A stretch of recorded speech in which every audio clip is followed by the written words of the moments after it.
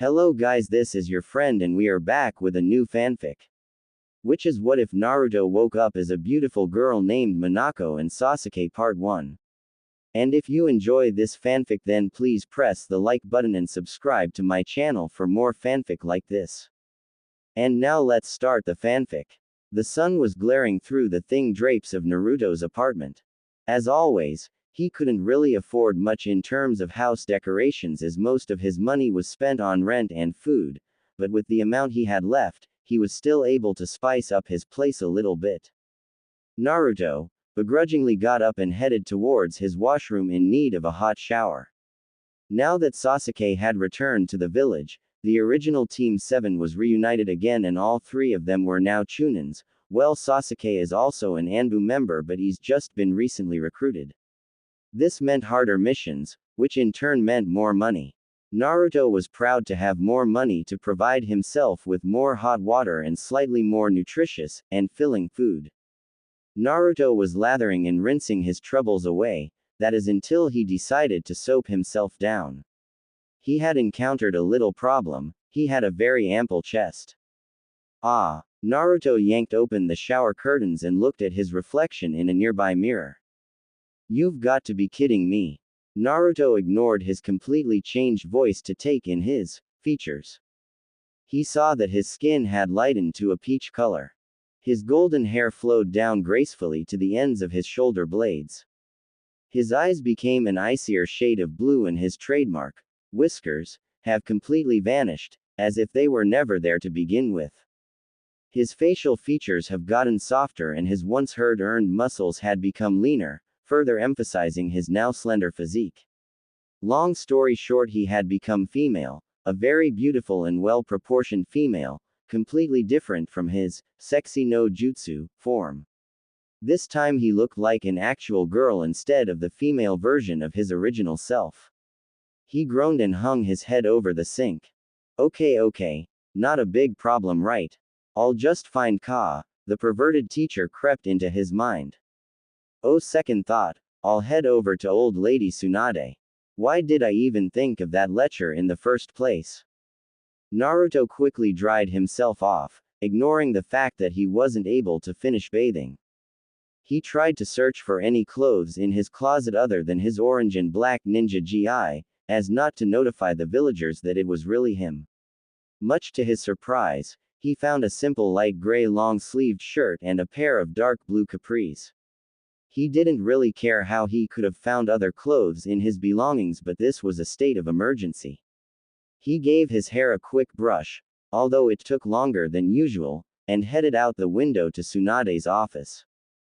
Naruto reached the windows and lightly tapped on them to see if Tsunade had been in yet. To his relief, Shizune was looking through a stack of papers on Tsunade's desk. She looked up towards the sound of the tapping and noticed a pretty young girl in slightly baggy clothing. Shizune opened the window for her and let her in. You know, it's customary to enter through doors when you want to meet someone, but I guess you're in a hurry. Is there anything I can help you with, miss? Naruto looked at Shizune with wide eyes. She couldn't recognize him. Well, he couldn't recognize himself either at first, but had the change really been that drastic? I'm here to see Tsunade no, S-sama. Naruto didn't want anyone to know of his predicament, not Sasuke, not Sakura, not anyone. Only Tsunade had that right, as much as he hated to admit it. Shizune looked through a notebook she pulled out from her robe. She doesn't have any engagements scheduled right now. I'll see if I can grab her for a quick meeting with you, but I will advise you to book an appointment prior to the date, okay? She smiled. I know it's more than short notice, but this is an emergency. Really? Well, I'll see if I can find her. What is your name, might I ask? So Tsunade-sama knows who it is she will be talking to. Crap. Naruto became bright red. He didn't think of an alias. All of the girl names and last names he could think of were popping into his head a mile a minute. Shizune was confused. Surely you must know your name, right? Unless that's the emergency. No, my name is, anything will do. Hondamin na ko. 1. Alright Minako-chan. I will be right back with Tsunade-sama. Please have a seat while you wait. Naruto flopped down on one of the seats in front of Tsunade's desk and let out a huge sigh. Thank goodness I have music at home. I never would have thought this name if it wasn't for my purchases, and Sasuke said I was an idiot for buying them. You can eat your words now, you bastard. I beg your pardon. Naruto froze. Had he said that last part out loud, he could have sworn it was a mental yell. I will assume that your last comment was directed towards somebody else instead of me for your sake. Tsunade made her way to her desk and stood next to it, carefully looking over the strange girl. Now, my assistant has informed me that you required my presence. An emergency, as you have put it. Why yes, Tsunade no, Sama. Tsunade raised an eyebrow at the girl's corrected speech but didn't press on. If you don't mind. Can we have this in private? Tsunade nodded. Shizune, head on over to the Konoha hospital. They're in need of assistance there. Hi. Shizune vanished. As requested, Tsunade walked over to her chair and sat down. Now, this emergency you speak of. It's me Tsunade no Bachan, Naruto whispered as he was a little paranoid that there might be an eavesdropper or two. If you've come here to insult me, then you've got another thing. Tsunade. No, Bachan. It's me. Look. Naruto whipped out the necklace. Tsunade's eyes widened like no other. Naruto. What the? How? What? Let me explain this to you in as little words as possible. I woke up like this. I didn't eat anything strange last night. I didn't tamper with anything I wasn't supposed to touch. I didn't piss off Sakura or Ino, nothing. So, you just woke up like this. And then, Tsunade and Naruto talked for some time. Naruto kept recalling everything he had done the night before as well as any major places he had gone recently. They tried to think of any logical explanation as to how Naruto's sudden gender change might have occurred. He kept explaining to Tsunade that it definitely wasn't his sexy no jutsu gone wrong because he looks different in that form compared to now. Since it was his own technique, he was clearly able to pick out the differences between both forms. The both of them tried a few ways to get Naruto to revert back to his original self, but all proved to be failures. So you've chosen to go under an alias known as Honda Minako. Yeah, I'm impressed. To think you could devise such an original name and yet you're unable to follow instructions correctly. Tsunade playfully added. This isn't funny. Oh, but it is. For me anyway. Now, you plan on keeping that alias until we can find a way to reverse what has been done, right? Yeah, as of the moment, it seems permanent. But the both us don't know what might have caused this, so it's hard to say how long it will last or how it will affect me in the long run. Well, there's not much we can do now. I'll see if I can find an outfit for you to better suit your current physique. What's wrong with the way I'm dressed now? Tsunade scanned Naruto's attire. Although they may not be your usual outfit, it's clearly not the way a ninja should dress. They're too baggy and loose.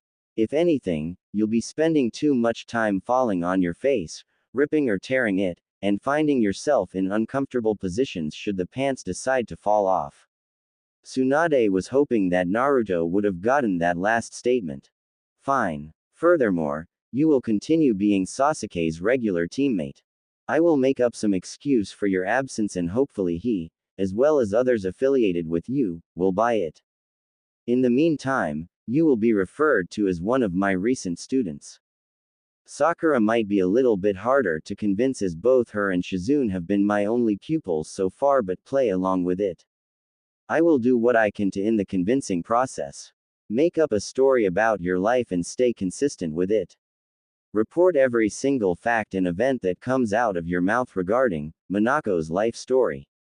Finally, train as hard as you can to devise new jutsus for you to use. Using your techniques such as the Kage Bunshin and the Rasengan are a dead giveaway. We don't want any plot holes that might encourage questioning. Quote. But nothing. This is what we're given and this is what we will do with it. Naruto made a pout, but Tsunade kept on going. Now come with me. The first thing we need to do is to get you used to your new body. We'll start off with your clothing. We will head for a few shops and hopefully it won't take us too long as both you and Sasuke have a mission in about a few hours. Crap. The mission. Damn it. Sasuke will probably be the hardest to convince. What if he finds out? Unfortunately, the shopping trip took much time longer than she thought. Although Naruto was able to have a suitable outfit, it wouldn't have taken so long if he wasn't so picky about the color. Next came choosing a bra and a pair of undergarments for him. That was even more frustrating. Naruto had become a girl after all, and since he was 16, he needed support, for lack of a better word. Finally, Tsunade decided to teach Naruto about feminine hygiene. Let's just say that it involved a lot of yelling. Although embarrassed 100 times over, Naruto was happy with the outfit the most. It was a sleeveless, orange, button-up top, at the back, with 4 golden zip-up pockets, 2 across the chest and 2 in the usual place. The shorts were also orange, just ending at about mid-thigh where the shuriken holster on his left leg just ended at the hem. The footwear was your standard black ninja shoes, but they reached up to the kneecaps, exposed the heel and had a white shin guard over it. Protecting his elbows were a pair of black elbow pads. As an extra accessory, the top had 2 large yellow ribbons along the sides of the outfit, a bit beneath the armpit, that were to be tied behind at the back to further keep the top from opening. The tied ribbons went a little bit past his waist. Finally, his long golden hair was placed up in a high ponytail with the use of a simple piece of black ribbon. 2. The outfit itself wasn't all that bad. Naruto actually thought that he looked pretty damn good as a girl. Strangely enough though, with his hair up in a ponytail and the style of his outfit, Naruto could have sworn that he was looking directly into the face his old academy classmate Yamanaka Ino. He smirked at the thought of Sakura having a slight hissy fit at the thought of Ino doing a mission alone with Sasuke.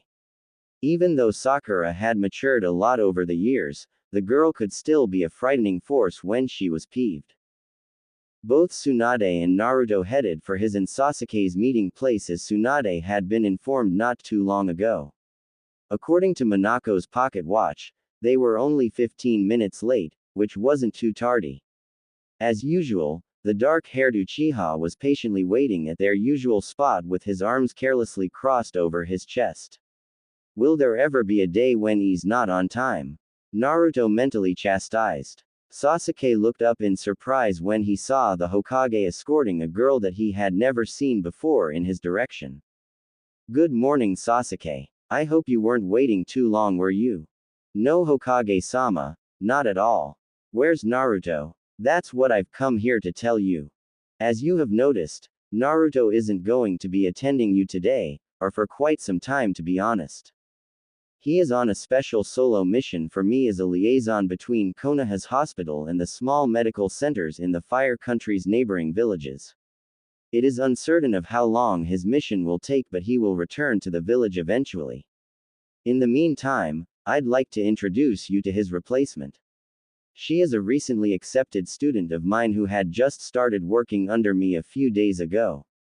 I'd like you to meet Honda Minako. Sasuke raised an eyebrow at the new girl.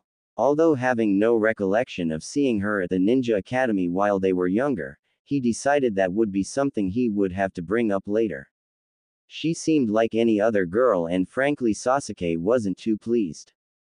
Now Minako, as explained to you before, your time with me will have to be cut short because you will be a temporary replacement for Naruto. Once he has returned, we can resume our lessons. Naruto nodded at Tsunade's explanation. She's good. Oh wait. Respond. Hi Tsunade-sama. Wish me luck. Tsunade smirked. Let's hope this doesn't fall to pieces like it normally does. Now, I must return to my previous engagements. See you later, you two. And please be careful. Though you may be a recently recruited Anbu member Sasuke and you a Chunin Minako, your mission is still a dangerous one. We will. Bye Tsunade-sama. Naruto gave his salutations to Tsunade and Sasuke waved her goodbye. This girl is a Chunin. As Tsunade walked away, Naruto turned to face Sasuke. It wasn't going to be easy. He would have to wing it from now on, but he thought of this as excellent mental training. If he can pull off being a girl, in front of Sasuke no less, for as long as he can, then there was literally nothing he couldn't do. Meanwhile, Sasuke was still having thoughts about the new girl. There's something odd about this new girl. It can't be just a coincidence that the Dobi is all of sudden off on a solo mission without informing me and this new girl replacing him in the same day. Surely Sakura would have mentioned if Tsunade had a new student. I thought she was the only one. Something seems out of place here, and I plan on figuring it out. Sasuke was looking at Naruto apprehensively as if he was studying him. Naruto was getting a little nervous, but most of his time was spent thinking of his life story as Minako. This was going to be both long and painful. The silence between the two was unnerving. Come on, you bastard, say something. Anything. The silence is making me believe that you've already figured me out. Move. Do something other than breathing. Minako, Sasuke answered in a very dark tone. Eep. Before we begin this mission, I'd like to test out your abilities on my own. Since you are Naruto's replacement, you will have to be up to par with him before you can even think about teaming up with me. I don't care if you're a girl or the Hokage's newest student. You will have to prove yourself worthy of being my teammate regardless from the Hokage's orders or not. Still an ass, even to strangers, huh? Guess it can't be helped. So, unwilling to work with others unless they're up to your standards. I never knew you valued your old teammates so highly. You must be the picky type, aren't ya? Minako made a sly smile as Sasuke's right eye twitched. But in response to your request, I never refuse a challenge. You may be an Uchiha and an Anbu, but even the mightiest of warriors can still fall from grace. I hardly believe that someone such as yourself would ever hold back under no circumstances, am I right? You'd better get that stick out of your ass, oneness, because this is one person you're gonna wish you wanted to play nice with. She's cocky. Over there, Sasuke pointed to a field in the distance still inside the village's borders. There's plenty of room for us to move around and we won't cause damage to anyone or the buildings. Darn. And I wanted others to witness your defeat at my hands. Minako vanished before Sasuke had the chance to respond. Sasuke raised an eyebrow at that last remark but sped off towards their training ground. When both ninjas got there, they stood a few meters apart from one another staring at their opponent. The summer breeze blew by, further increasing the tension between the two warriors. As requested, I will give it my all. Therefore it's a free-for-all. Obviously nothing fatal. Just enough to wear the other person out. Enough talk. Both fighters took their battle stances. Out of nowhere, Sasuke completely disappeared from sight. Minako closed her eyes to become in tune with only her sense of hearing. There. Minako raised a knee up and blocked Sasuke's kick. Sasuke was of course surprised. It was Minako's turn to vanish as she immediately appeared behind Sasuke and wrapped her arms around his waist, performing a suplex on him. When Sasuke's neck hit the ground, he turned into a log. Typical. Minako flipped her legs up and pushed herself away to avoid the 3 shuriken aimed at her torso. Naruto was surprised at how light and flexible his new body had become. Normally he wouldn't be able to move around with such ease because of his slightly bulkier mass as a boy. He smirked. With a body such as this is a guaranteed win. Get ready to eat dirt, you smug-faced jackass. Sasuke appeared behind her and aimed a punch for her head. Minako moved her head out of the way just in time and grabbed Sasuke's arm, throwing him over her shoulder. Ha! Sasuke easily flipped and landed safely. Sasuke tossed 3 more shuriken at Minako, but somehow it seemed like Minako read his mind and threw 3 kunai daggers at him. 2 pairs negated each other, but the middle ones went past each other. Sasuke jumped back to avoid the kunai, whereas Minako got hit in the shoulder. Minako of course turned into a log. Not bad for sparring. Sasuke almost didn't notice the exploding tag on Minako's shuriken. Shimada. Sasuke leapt high into the air as the weapon beneath him exploded. Ninpo Kusarikin no Jutsu. 1. Sasuke turned his head towards the sound of Minako's voice only to have a golden chain made of chakra wrap around his ankle. What the? Minako smirked from her place on the ground and yanked down on the chain as hard as she could. Ah, Sasuke was heading for the ground, back first. Kaden. Ryuuka no Jutsu. 2. Not only had his jutsu propelled him backwards to change the direction of his fall, but he was able to use Minako's chakra chain as a pathway for the inferno.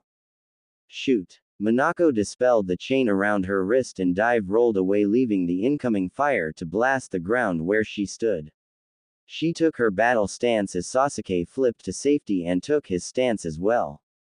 He smirked. Not bad at all, you have potential, but let's see how you fare when the difficulty has been raised. Minako was panting, but a smirk appeared on her face as well. Just as I said, give it your all. Anything you throw at me, I'll counter it right back. Both fighters rushed towards each other with closed fists. The battle was intense. From the bushes nearby, 4 sets of eyes were spying on the two fighters. Wow, who is that hot blonde duking it out with Sasuke? She's like beating the crap out of him. Woof. She does have a certain radiance about her, and it seems as though Sasuke is putting some actual effort in his fight. Remind me again why we had to follow you too. You can be so troublesome. Because we wanted to wish Sasuke and Naruto good luck on their mission, you lazy ass bum. But since there's some random girl with him instead of Naruto, it has become my utmost duty to find out who she is. Lower your voice, Ino. They might hear us. Plus I can't hear what they're saying. Don't blame me. Shika just can't seem to grasp simple concepts. He may be a genius, but he still lacks intelligence in the common sense department. Sure. Let's stick with that. Quit squawking. Even Akamaru is quieter than you two and he's 3 times your size. Shish. It's still going. Both fighters were panting as light patches of dirt marked their clothing. Still not wanting to give up until the other gave in. You're pretty good for a cocky bastard. You're not so bad yourself, you really aren't as useless as you look. Sasuke whipped out his wakizashi and charged towards the girl. Ha! Minako's eyes widened. You ass! Minako reached behind her back and whipped out the chakrams that were strapped there and dispelled the protective leather cover around the blades. Tsunade had bought them for her while they were shopping and recalled what she said about them. Since you're going to be changing your fighting style, I thought these might come in handy. What are those? Minako eyed the 2 large yellow rings with a crescent-shaped blade at the opposite end of the handle. 3. These are chakrams. Despite their slightly plain appearance, they are a very versatile weapon and can be used for both offense and defense, short-range or mid-range combat. Offensively, they can be utilized as an extension of your fist for hand-to-hand combat or as suitable projectiles from a distance when thrown. Defensively, unlike most weapons, their ring shape, when crossed over each other, can block physical attacks such as punches and kicks due to their larger surface area. It can also be used to trap handheld enemy weapons such as swords and spears. It's not as useless as you think, just like you. Tsunade smirked. Hey, despite the chakram's fairly large blade, it wasn't really all that big nor was weighty. Before she could think any more, she saw Sasuke thrust his sword at her gut. Acting in instinct, she crossed the 2 rings together and ducked, successfully trapping Sasuke's blade and avoiding contact with it. Sasuke smirked as he kicked the closed rings, pushing Minako down and freeing his sword. Minako stumbled a bit on the ground, but she quickly got up and back-flipped away. Sasuke didn't move from his spot as he blew some fire onto his wakizashi. He brought it around his face and made a horizontal crescent-shaped slash in front of him, sending out a wide fiery crescent moon at Minako. Kenjutsu. Higitsuzan. 4. Minako blocked with her chakrams again, but the attack was too strong as it flung her backwards with a lot of force. Her back hit a nearby tree while getting a few burns and slashes on her fingers and forearms from Sasuke's attack. The chakrams that she tightly held on to flew out of her hands and down to the ground. Minako hunched herself against the tree in pain, trying to stand up. She saw Sasuke slowly walking towards her. You put up an impressive fight. I'm surprised you were able to last so long against me. Minako growled and chucked 3 kunai at Sasuke, but he easily deflected them with his sword. She continued to struggle to stand up and began to perform a few hand seals. If I learned anything from spying on Kurenai-sensei while she was training with Asuma-sensei, then this is going to take Sasuke down. Just give up now. No matter what you try, the battle is over. You're too exhausted and injured to go on. It's not over, until I say so. She's so stubborn. She performed the final hand seal, Genjutsu, to Yafubuki. 5 Minako disappeared into a whirl of peach blossom petals. Sasuke noticed that when the petals appeared, they remained suspended in midair as if someone stopped time. He sensed Minako's presence, but it was moving at an impressive speed. He saw her appear near one of her chakrams as she picked it up. She disappeared and reappeared again at the other one, grabbing it as well, leaving more petals upon her disappearance. She appeared one final time into the air and threw both of her chakrams at Sasuke, flying towards him in an X-shaped arc. Sasuke made a small chuckle. He vanished and appeared behind Minako, causing the flying chakrams to embed themselves into the ground. Sasuke kicked Minako in the back, causing her to cough up blood and fall towards the ground fast. She landed heavily onto the dirt below, causing a cloud of dust to appear around her. Sasuke landed right next to her body and looked down at her. Look, I didn't mean to press on this far. I'll request the Hokage to deal with your injuries and to postpone the mission till tomorrow. I must say, you are quite the impressive. Minako's body disappeared in a cloud of smoke, only to reveal a wooden log and an exploding tag attached to it. What the? Sasuke backflipped away, but the impact of the explosion pushed him back a little. Out of nowhere he heard something. H-H-H-A-A-A-A-A-A-A-A-A. Minako landed a heavy jump kick into Sasuke's stomach, causing him to skid across the ground near the area to where the bulk of the petals were. You're mine. Minako performed one final set of seals. Ninpou, TouyafubUki, Natsumai. 6. Sasuke struggled to stand up as he saw all of the orange petals begin to swirl around him at a fast pace. He didn't have much time to react as the nearby petals began to cut him in numerous places across his body as if they were made of metal. Minako threw one more kunai dagger with an exploding tag near Sasuke's feet as the petals disappeared from sight. Kuso. The dagger exploded, causing a few nearby trees to incinerate and Sasuke's body to land on the ground with a heavy thud. Minako celebrated her victory inside her head. Victory is mine. She collapsed to the ground, exhausted from the battle. Little did she know that Sasuke approached her fallen form and knelt down beside her. He actually gave a little smile. Very impressive. He looked at his clone nearby and watched it transform into a wooden log. It seems as though I've met someone other than Naruto who can put up a worthy fight. Sasuke picked up Minako in his arms and held her up bridal style. You deserve a good rest. We will begin our mission tomorrow. As a team, Sasuke vanished with the girl in his arms, heading towards the Konoha hospital. Sasuke K-kun was almost defeated by a girl. Kiba, Shikamaru, and Akamaru awaited the screaming. Miraculously, it never arrived. That girl, how could she manage to fight Sasuke and still manage to last that long? Not to mention she used a few jutsus that I thought only Kurenai-sensei could use. I wonder how and where or whom did she learn them from. Whatever the reason is, we have borne witness to a girl who can fight Uchiha head-on without losing in 2 minutes. Shikamaru blushed when he thought of the girl. She looked like Ino, but she somehow seemed prettier. Good thing this wasn't said out loud. Shikamaru, what are you thinking? Ino asked in a very disgustingly sweet voice. About that girl, why do you ask? Oh, I think you made someone jealous, Shika. Woof. Despite the other three talking away, Sakura had a few thoughts on her mind.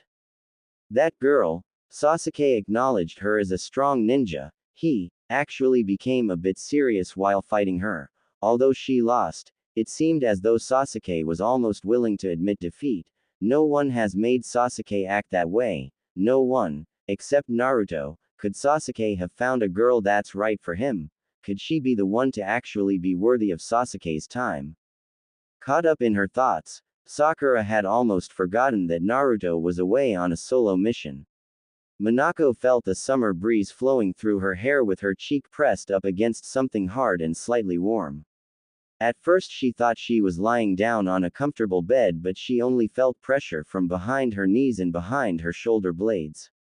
Basically the middle section of her body was dipped as if it were in a hammock.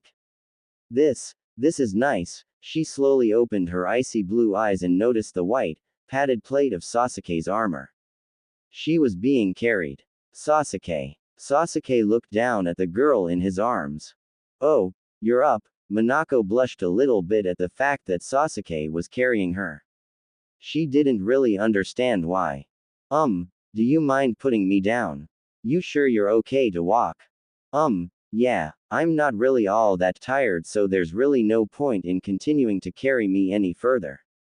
Sasuke nodded and gently eased the girl down. I was about to take you to the hospital to get your wounds tended to as well as to give your body a rest. But it seems as though you don't need it. I assumed you would since you passed out during our match. It technically wasn't over since I was still standing, but I guess your body just gave out. I passed out. Minako held a hand to her head. Yeah, I did, but I don't think it was because I was tired. Sure, the battle was intense and I was getting a little bit tired, but not to the point of exhaustion that would lead me to faint. Sasuke raised an eyebrow at the girl. She can't remember. Well, let's just forget about this for now and talk about it some other time, okay? Better to talk about it later when I can actually find out the reason as to why myself. Maybe Tsunade no Bachin could figure out what happened after I explain it to her. After all, we have a mission to attend to, and because of your little test, we've been held back for. Minako looked at her pocket watch, an hour and a half. Sasuke still remained as indifferent as ever. It was necessary, so see if you were able to become my teammate. It was also a little critique session as to what you were capable of. It turns out, you're pretty good. It's been a while since I've had a good spar. You're off the hook now, but I will find out who you really are. There's something about you that I can't put my finger on. As much as I don't wish to admit it, you're the first girl who I've actually had to strategize against in a fight. Interesting indeed. Besides, an hour and a half is not a lot of wasted time considering the distance between Konoha and Iwa. What I had planned for Naruto and me was for the both of us to reach the nearest Earth Country village from the border by around 9 p.m. If I include the hour and a half we spent fighting each other, it will be a bit late, but it's nothing we can't handle. The next morning, it's straight to Iwagakure. There we will wait until nightfall to execute our mission. It may be far, but it's not impossible. Do you think you can keep up? Minako got a little peeved. What are you saying? Are you implying that I still can't hold up to your standards just because I'm not Naruto? I got through your little test even though I blacked out for some unknown reason. What more do you want from me? For crying out loud, I was implying that after your blackout, as you put it, you might have wanted our pace to be slowed down. I thought you collapsed from overexerting yourself, but now that it wasn't the case, we can continue on without any further delay. Oh, well, fine.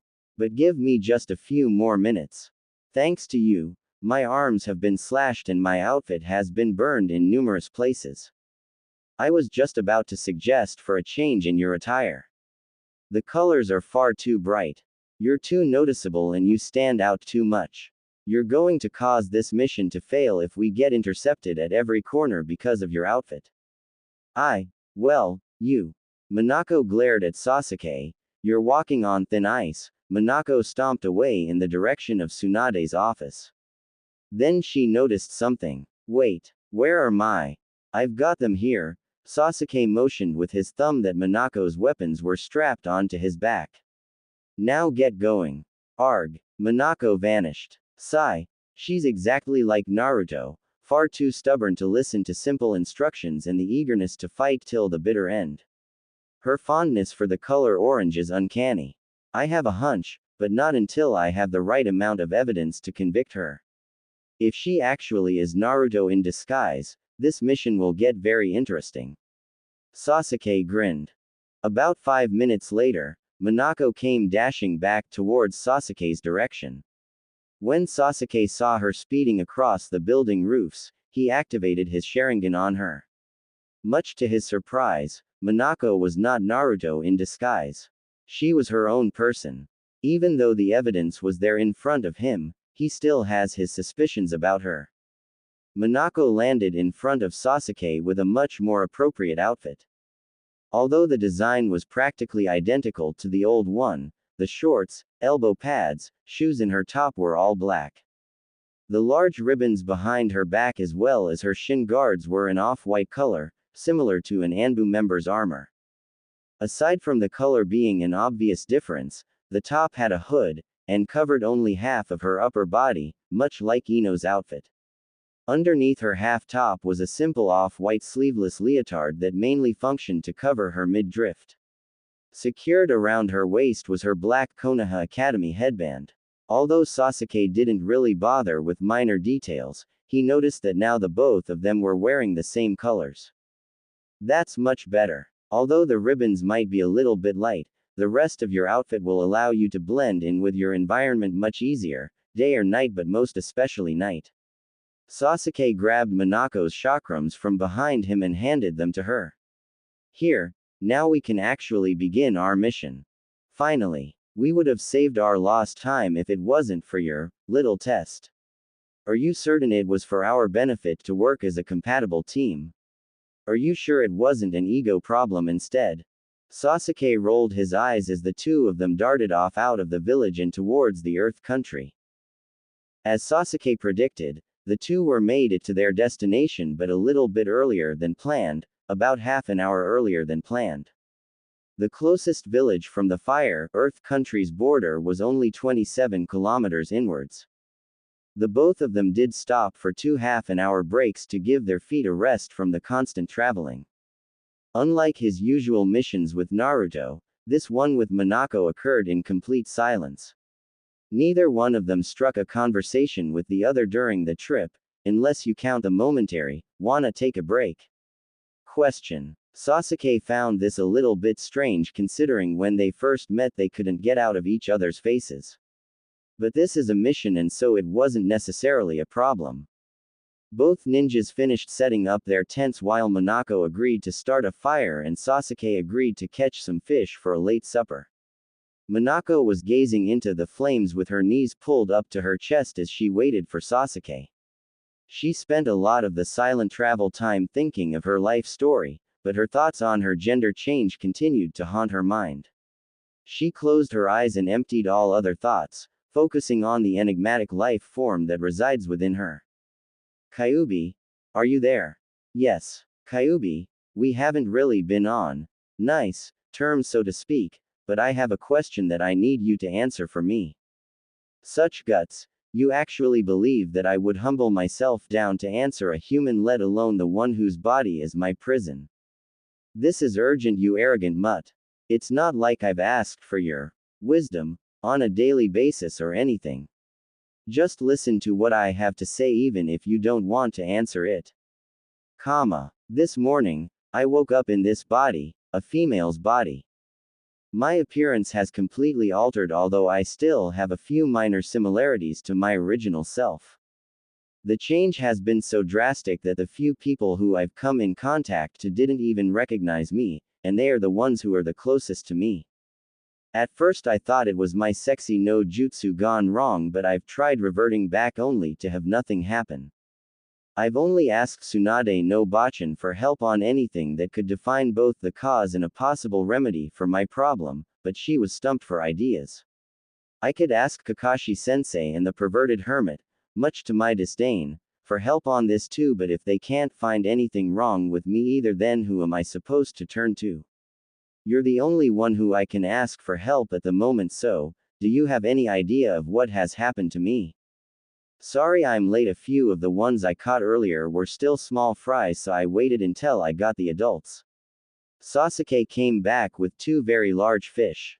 Minako jumped out of her thoughts and looked at the Uchiha. Oh wow, they're huge.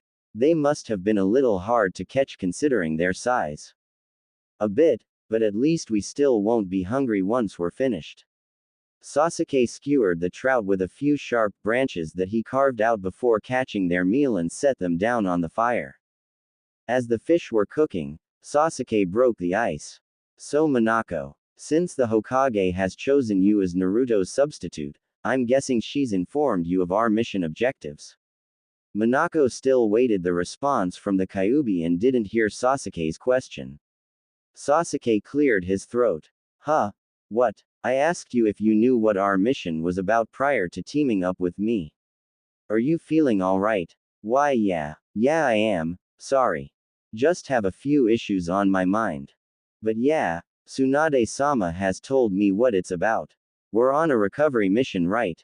She didn't get into specifics as this whole ordeal with me and Naruto was sort of a last-minute decision. If you don't mind, could you give me a good detailed description of it? Just so I have a little bit of background knowledge as well. Although Minako lied, she had to make her acting as convincing as possible. She mentally smirked. I am so good at this. Sure thing. An old mafia group in the Earth country has somehow acquired a set of medical scrolls with highly praised information regarding chakra-based operational surgery. Although it seems a bit strange as to how they could benefit from medical knowledge, rumor has it that they have been linked to cases regarding innocent civilians who have woken up one morning only to feel a lot worse than the day before. As the days progressed, no matter what medication or treatment they may have been prescribed with, their condition worsened and worsened until they eventually succumbed to death. Their autopsies had shown that their deaths weren't caused by a disease, wound, or harmful substance but from the result of an organ that had been completely removed from their body. There have been cases of a missing heart which obviously resulted in an instant death. Very few have survived but only to live with a missing eye, tongue, kidney or even parts of a limb such as the toes and the fingers. Disgusting, just, plain, disgusting. Even though she knew about the mission, she still cringed at the gruesome details. The major hidden villages of the world these days pay large sums of money for organs used for transplanting surgery, so it comes to no surprise as to what happens to the missing body parts. Higher sums are given to the professionals who can perform such operations and other surgical procedures, which also sparked the rumor that the mafia may be performing illegal operations right under the village's very nose. Minako was eating some of her freshly cooked fish while continuing to listen in interest. The Hokage wants us to not only investigate the rumors but to also retrieve the scrolls for her. I'm sure she has her reasons for it. The leader of the mafia, Takatori Raiji, has been known for his merciless band of shinobi followers as well as his philosophy on rising to power through fear and destruction. No one has ever located his headquarters, but thanks to the spies the Hokage has sent prior to the mission, they have narrowed the Earth country down to a small area northeast of Iwagakure. The added bonus that the Hokage has given to us on this mission is the bounty she placed on Takatori's head for his capture. She made an agreement with the Earth country's Tsuchikage indicating that he would get Takatori while she would get the scrolls along with additional reward money from Iwagakure for apprehending one of their most wanted criminals. I'm not sure if she has mentioned that extra little bit to you as she told me earlier this morning. This is most likely an A- rank mission than the supposed B rank mission she had initially informed you for it to be. Don't worry, she wouldn't have sent you on this mission unless a qualified Junin or Anbu member was accompanying you. We won't be alone on this either. There is a small inn inside Iwagakure that is also our rendezvous point with the 5 spies she dispatched to the village 2 weeks ago. Minako's heart got raced a little. At first she thought it was just going to be another B, C rank mission which were always boring but not to the extent of D rank missions. But now, the new and sudden details of the revised mission objectives, giving it an A- rank had gotten her blood boiled. This mission is going to be better than I thought. Sasuke noticed the girl's strange smile. She even acts like him too. Naruto's been dying to go on an A- rank mission ever since the mission in the water country with Zabuza and Haku. Idiot, he should know that that privilege is only given to Junin or higher. Again, their similar behaviors could be just a coincidence, but for some reason, I don't think that's the case. Anyway, that's as detailed as I can get about our mission. Sasuke began to eat his fish as well. Well, at least I fully know what we're up against. Thanks, Sasuke. Thank you indeed. Now I'm more than eager to complete this mission. Sasuke nodded as he continued with his fish. The both of them ate in silence as the crickets chirped into the night air. When the two of them finished, Sasuke extinguished the fire and headed for his tent. We will wake up at around 7 a.m. tomorrow. According to the map, it's around another 120 kilometers northwest from our current destination. We should be able to get to the hidden village by the early afternoon. From there we will head for the rendezvous point and inform the Konoha spies of our arrival. Minako nodded. Well, good night, Sasuke. Good night. Minako got into her tent and removed her ninja wear, sleeping in only a plain dark blue t-shirt and matching shorts. She lay her head down on her sleeping bag and rested her arms up behind her head. Well, day one is almost over. And so far nothing has really gone wrong. It was silent for a bit until her thoughts began to speak. I'm still waiting for an answer, Kyuubi. Don't interrupt me, human. But if you require an answer, maybe I have it and maybe I don't. That is all I will give you. That's the most useless thing I've ever heard. Why won't you just simply tell me? We've known each other for 16 years and you ain't coming out of me anytime soon, so swallow your pride and tell me.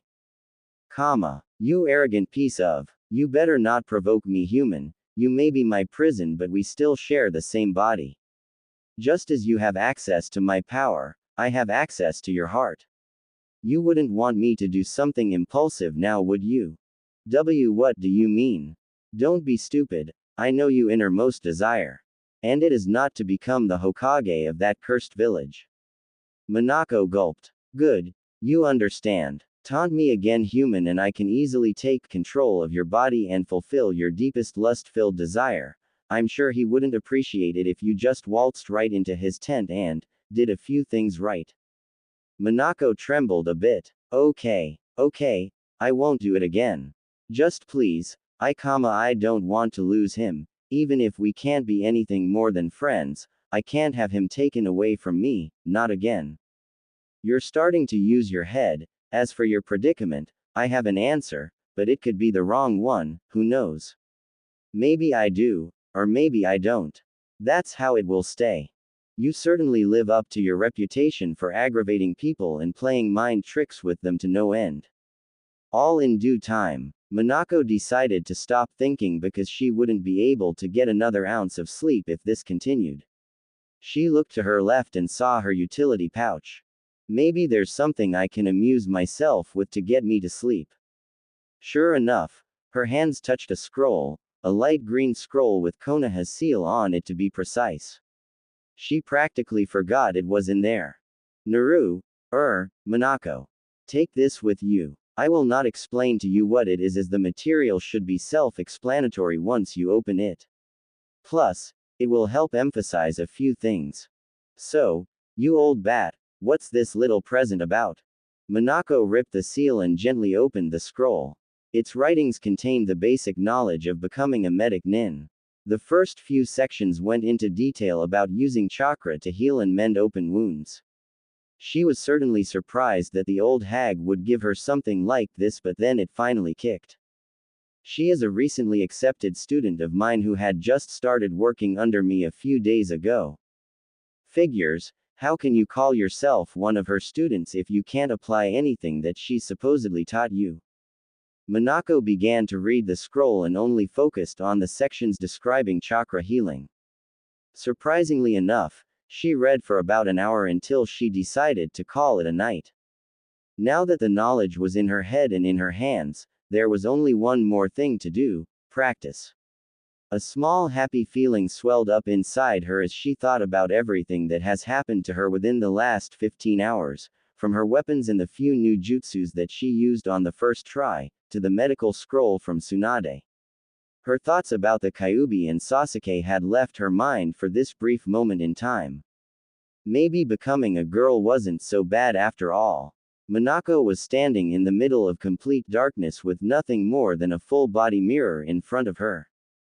What was strange about that? Instead of presenting a reflection, it presented a small timeline of her life as Naruto. Everything from the taunting and the ostracizing from when he was only 3, to the battle with Sasuke that caused him to lose not only his closest friend but also a little bit of his heart. It kept replaying over and over, never once stopping. Minako fell to her knees and screamed into the mirror, slamming her fist against it to destroy the terrible memories. Stop. Get away. No matter how hard she tried, the glass stayed intact, not even denting as if it were made of diamond. She clutched onto the frame with her head down.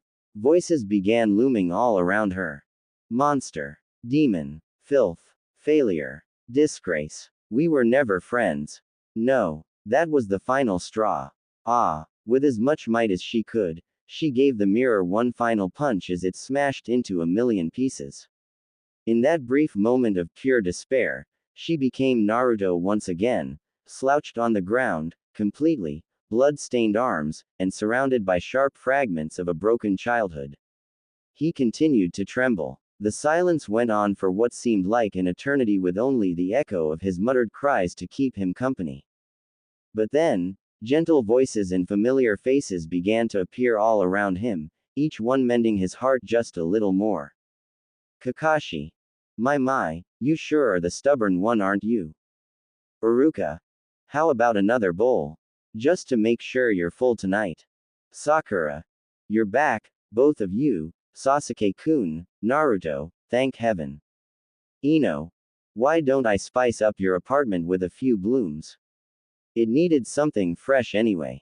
Shikamaru. Stop getting excited, can't you stay put for a few moments?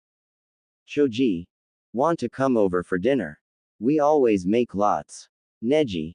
I'm no longer bound to the chains of fate or destiny, and it's all thanks to you. Lee. May our next battle be as glorious as the previous one. 10-10. Are you okay? You shouldn't sneak up on me like that. Kiba. Yahoo! Way to go, Naruto. Hinata. I believe in you, Naruto-kun. Shino. Be careful, even a tiny insect can hold a very lethal poison. Konohamaru. Moegi. Udon. Ossu. Oyabu. Inari. One day, I hope you'll become the greatest Hokage that ever lived. Tsunami. You've given our family and our village new hope for the future. We are forever in your debt. Tamari.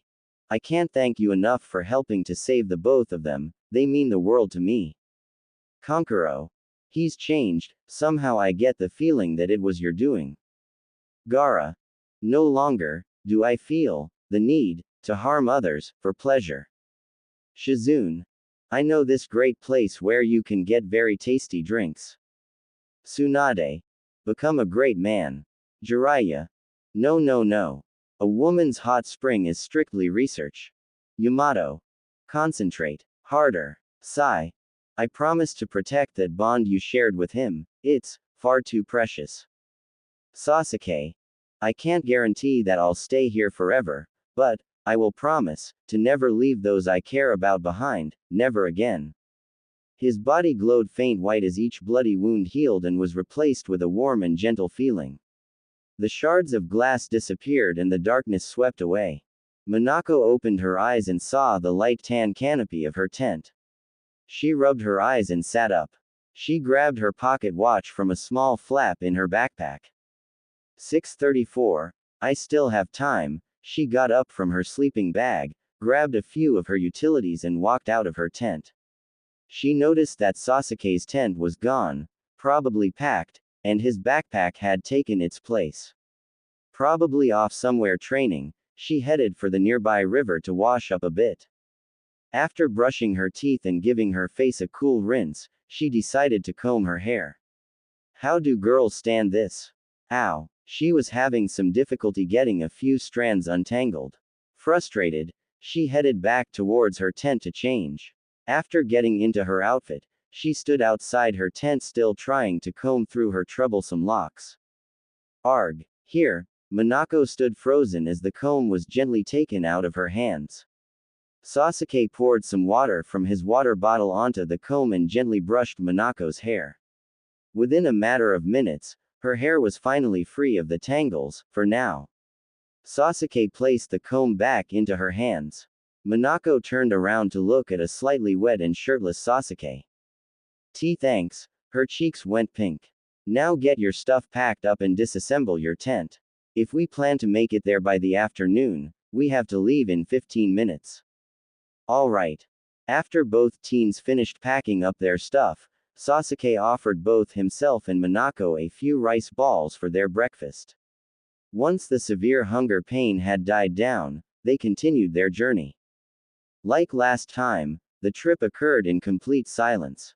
They got pretty far without having the need to stop, that is until about 12:25. Sasuke suddenly halted his movement and scanned his surroundings. What is it, Sasuke? Something's not right here. Minako stood back to back with Sasuke and scanned west while he scanned east. Yeah, I feel it too. Follow me. As if she could read Sasuke's thoughts, she placed her hands in the tiger seal along with him. Kai. The both of them dispelled their surroundings as the clear pathway in front of them revealed a heavy forest of bamboo trees. Sasuke picked up a nearby rock and tossed it forward. When it landed, the sound of hundreds of kunai daggers were flung into their direction. Sasuke pulled out his katana and channeled as much chakra as he could into the blade. Minako noticed tiny particles swirling around the blade that looked a lot like snow. Kenjutsu. Hyousou Hojin, Hana. 1. Sasuke stabbed the katana into the ground and caused massive spikes of ice to appear all around them in a tall rosette-shaped fortress. The clanging sound of the daggers against the ice structure rang in their ears. When they were sure that the last of the kunai had been directed at them, Sasuke unearthed his sword as the ice vanished into a whirl of snow. Careful, I don't think we're free yet. The both of them dropped down their backpacks and Sasuke pulled out his wakizashi while Minako pulled out her chakrams. Show yourself. A sinister laugh was heard through the air. All was silent for a bit until Minako. Sasuke sheathed his wakizashi, while still carrying his katana, grabbed Minako by the waist and darted upwards. From the ground they were just standing on, shot out a circular area of jagged rocks that reached up, almost touching Sasuke's foot. Thanks, Sasuke. Hang on tight. Minako held both chakrams with one hand and whipped out her chain to her left, latching on to the branch of a tall tree. Sasuke held on to the girl as the both of them swung safely to the ground. In front of them appeared two men who were staring at them in interest. Renegades. Minako tightened her grip on her chakrams. I must say, for brats, you're actually not all that bad. Although it comes to no surprise considering one of you is an Uchiha. You were impressive enough to block our arbalist unit and sense our underground attack. Very impressive indeed. Who are you two? We are on a little greeting mission, so to speak. Word has it that two brats from Konoha are on their way to the Earth Country to retrieve something of theirs. More like taking back what was stolen. Easy, Minako. As the old saying goes, those that fight together, die together. And here is where you little lovebirds are going to have a tragic conclusion to your story. He's not my boyfriend. Both men snapped their fingers and out of nowhere came a fast-blowing wind of dust and sand invading their sight and reducing their visibility. Sasuke and Minako could hardly see in front of them because of the disturbance, but they still held their ground with their backs to each other. Out of the corner of Minako's eyes shot out a Kama, 2, attached to a chain. Minako pushed Sasuke slightly aside and rose up one chakram while kneeling down. The kama wrapped itself around the chakram. Not bad. For a girl, Minako gasped as the chain gave a violent tug upwards, pulling her towards the direction of its user, who took to the air. Minako, your fight is with me. The other man came slashing down from the sky with a large sword in his hands. Sasuke crossed his swords together and blocked the incoming attack. His opponent's sword was pressing down on his own blades with a lot of pressure. As Minako rose up into the air, she used her free arm and cut the chain with her chakram. She backflipped in midair and landed on the ground. She saw a figure in the distance and began to charge at it with her chakrams, assuming it was her attacker. When she slashed at the shadowy figure, it disappeared as if it was never there to begin with. Ha ha ha ha, where are you aiming? Minako growled as she saw the same figure to her left. She shot out her golden chain towards it. She smirked as she hit something, but only to be yanked again heavily in that direction. She tried to dispel her chain, but she wasn't quick enough as she was greeted with a heavy kick to her stomach. She dropped her chakrams as she fell to the ground, skidding across it for a few feet. Come on, at least provide me with some entertainment. Minako growled again as she chucked 6 shuriken at the sound of the voice. The projectiles disappeared into the dusty wind and she was greeted back with her own chakrams flying towards her. Damn, she used her chain to whip her chakrams out of the air and down to the ground. From behind her came out 8 shuriken that were aimed at her head. She sensed them a split second before they hit her and ducked to the side. What she didn't notice was that there was a thin line of string attached to each one of them. The shuriken followed her movements and pinned her down on the ground by her trailing ribbons. Frustrated, she yanked up as hard as she could from the ground, tearing the ribbons while she was at it. She stood up only to encounter 3 more shuriken aimed at her chest. She easily jumped to the side and took her battle stance again. Consequently, she didn't notice that she landed on a large puddle of mud that began to pull her downwards. Ha ha ha ha. Minako could hardly see, but a few shuriken were thrown in her direction. She moved her upper body to the side only to immediately have 3 more come from behind her, embedding into her right shoulder. What's wrong? Find yourself a little useless. Sasuke, annoyed with having a standoff with his opponent, slipped down to the ground and threw his legs, rising up behind him. Sasuke gave a slash with his katana but was easily blocked by the bigger sword.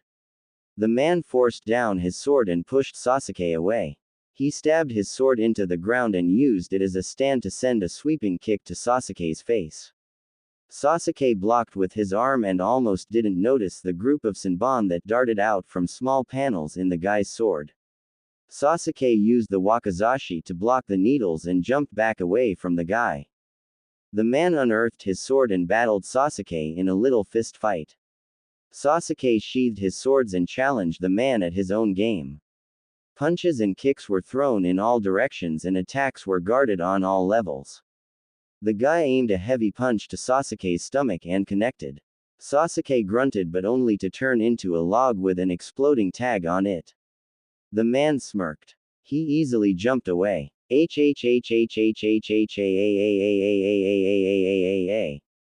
Sasuke flew towards the man with a jump kick aimed towards his head.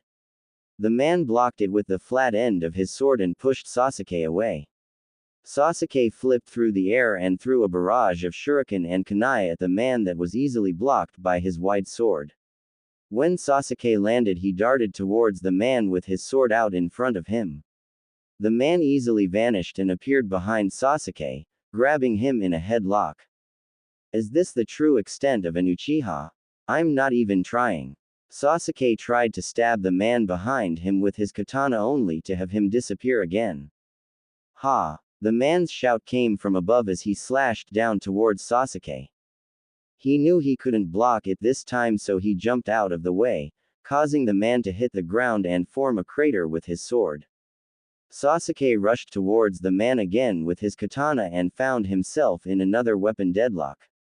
Their swords kept clashing against one another, ringing through the air along with the roaring wind. The man slashed down and Sasuke blocked it, but only to have him get pushed down on one knee. In the blink of an eye, Sasuke unsheathed his wakizashi and stabbed the guy right through one of his wrists. The guy made an agonizing scream as the pain caused him to loosen his grip on his sword. Sasuke quickly pulled it out and back-flipped away. "You rotten little shit. You'll pay dearly for that." He raised his large sword high above him as it shone through the dusty wind. Doden. Bakuritsu Uha. 3. He brought his sword down with a heavy slash as it cracked the earth, causing large, jagged rocks to erupt from his position and fan out in front of him at an alarming rate.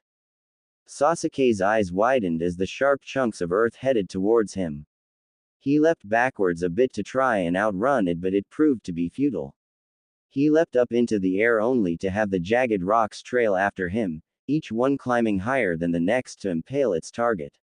He slashed and kicked from side to side, propelling himself from each rock while trying to avoid getting skewered. Ha ha ha. Keep running, Uchiha. How long can you manage to avoid Mother Earth? She is eternal. Sasuke then decided to use the rocks to his advantage instead of as an obstacle.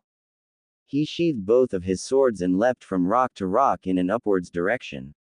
When Sasuke reached near the tip of one of the taller rocks, he channeled his chakra to his feet and jetted himself up towards the sky. The rocks still kept chasing after him, but they weren't able to keep up with his speed. Sasuke flipped a few times in the air and performed a few hand seals. He positioned himself to face the earth below him as he raised a slightly closed hand to his mouth. Kaden. Guenka. 4. From his mouth shot out 3 huge balls of fire. When they reached the ground, they exploded upon impact, erupting into pillars of fire and creating craters in their wake.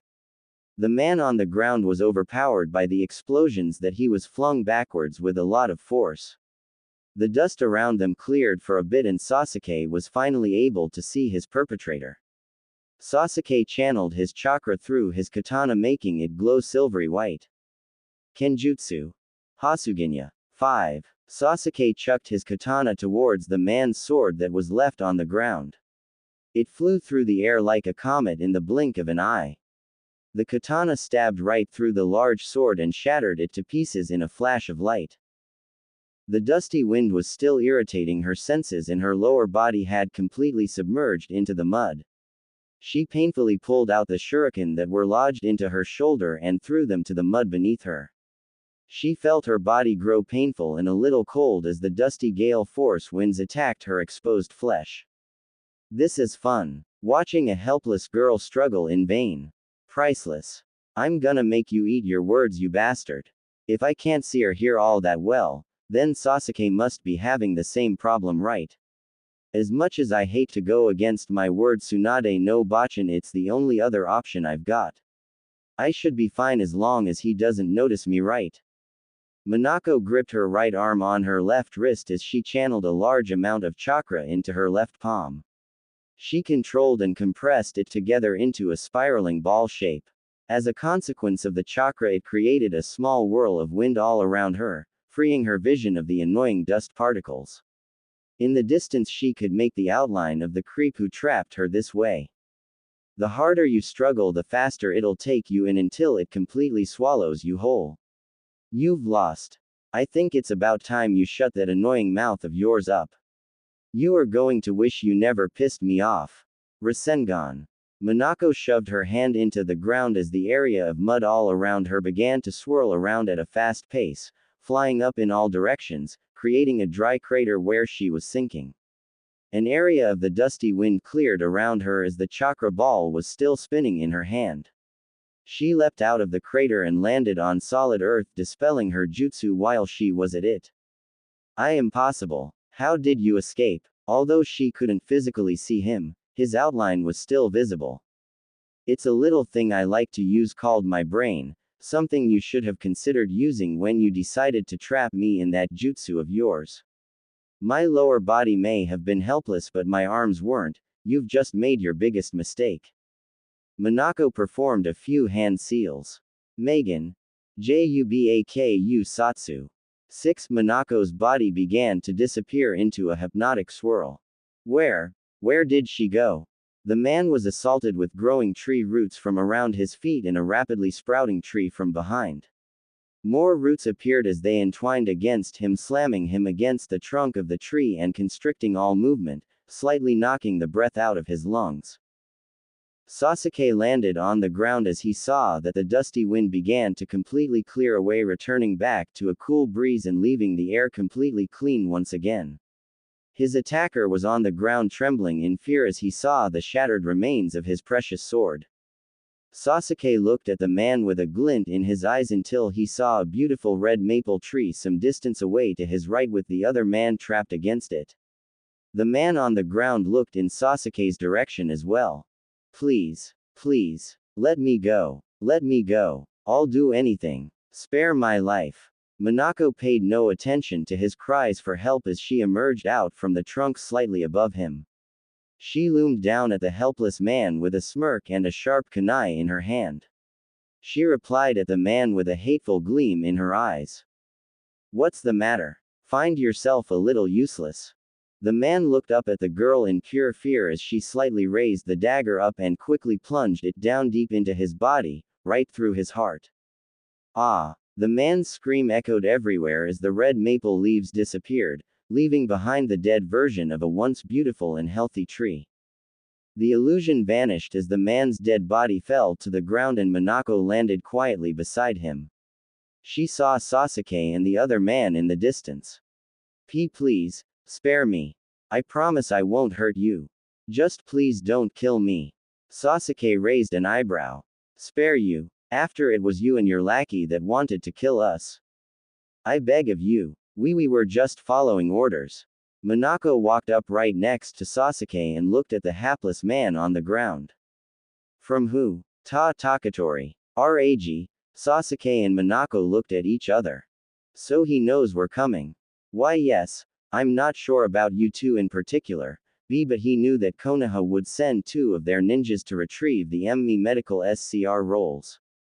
Enough of your pathetic stammering. Sasuke pulled out his katana again and touched the tip of the blade against the man's neck. Minako gently placed one of her hands on Sasuke's arm and whispered to him. He might know something. Let's take him with us for questioning. Maybe he could verify the rumors regarding Takatori and the scrolls. It's just as you said, they are only rumors and maybe he can give us the evidence we need to verify or falsify them. Sasuke eased down and whispered back. Fine, we'll take him, but I won't be questioning him like a civilian. He attempted to kill us, so he doesn't deserve any special treatment. Minako sighed. Come on, you're going to follow us to Iwagakure, inform us of all you know and answer any questions that we might have. Why yes, I promise. And if you don't, Sasuke made a swipe at the man's neck, making a very small wound but still one that would bleed. I will make sure you die a very painful death. The man began to cry a little bit as he nodded at Sasuke's hate-filled words. Do you have to be so dramatic, Sasuke? What's with the attitude? Sasuke ignored Minako's comment. Minako went to go retrieve her fallen chakrams in their backpacks. When Minako came back, Sasuke was still staring hard at the man. You will carry our stuff for us in her weapons. But you are going to make yourself useful to us in more ways than one. If you don't try anything funny between now and the time we've finished interrogating you in Iwagakure, then maybe I could let you off easy and send you to prison. The man made a distinct gulping noise and decided not to aggravate the Uchiha or his teammate any further. He obediently took their backpacks and Minako's chakrams. You ready? Before Minako could respond, a sharp pain got the best of her. The shuriken wounds from earlier began to sting. You okay? Yeah, just got a little careless. Sasuke walked behind Minako and noticed her wounds. Sit down and take off your top. Minako blushed. You pervert. Would you rather have me rip a hole in it? Minako didn't argue as she obediently took off her half-top. You get over here. The man carrying their stuff quickly made his way over to the 2 teens. Inside the middle zipper pocket of the backpack on your left are bottles of ointment and disinfectant, some gauze, and medical tape. Take all of them out and prepare some gauze so that I can patch up her wound, now. The man retrieved the said items with no hesitation. He gave the bottles of disinfectant and ointment to Sasuke first and began to prepare the gauze bandage. Sasuke gently lowered down the right shoulder strap of Minako's leotard so he could be given better access to her wounds. He applied the disinfectant to a patch of gauze and wiped the 3 wounds. Minako hissed in pain, but it was all for the sake of healing, besides it's not like she really needed it anyway. After Sasuke cleaned it up, he gently applied a menthol-scented ointment to the wounds, gently massaging them as they began to heat up and cool down. She shivered at the sensation. Minako blushed the entire time.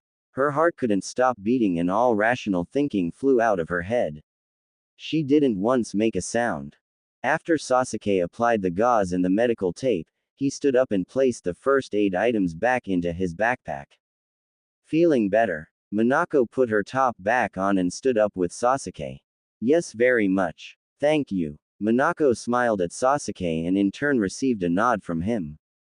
Let's go, we shouldn't be too far from Iwagakure. The man spoke up.